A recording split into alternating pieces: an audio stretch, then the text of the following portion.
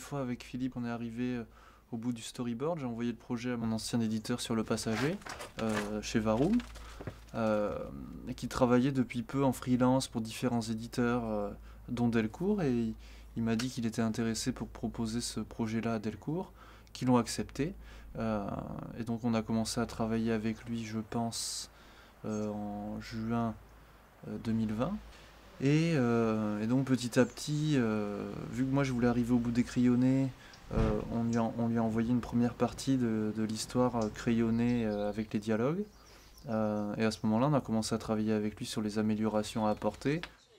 Moi, je trouve qu'on a la chance d'avoir un éditeur qui est très présent. Et quand pour moi, c'est un premier album, c'est vraiment une chance parce que, justement, je considère que je suis encore vraiment en phase d'apprentissage sur la réalisation d'un album de bande dessinée.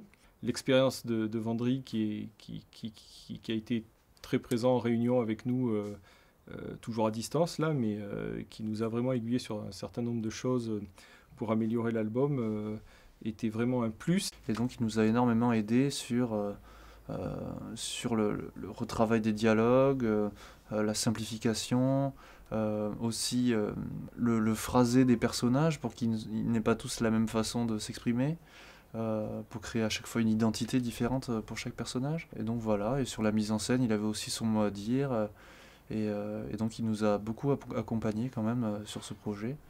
Et voilà, et on le remercie. Alors c'est amusant parce que Vendry vient de publier lui-même un album qui s'appelle Mes génies. Et je me souviens d'une planche que dès que je l'ai lu m'a bien fait marrer, où on voit, donc il se met en scène lui-même en train d'intervenir dans une académie de bande dessinée face à ses élèves, et il y a des élèves qui chuchotent entre eux, et il y en a un qui dit à l'autre, il paraît qu'il fait pleurer ses auteurs. Alors ça m'a fait marrer parce que voilà, on venait de passer une séance, je dirais un petit peu houleuse, où il y avait certaines choses qui étaient remises en cause.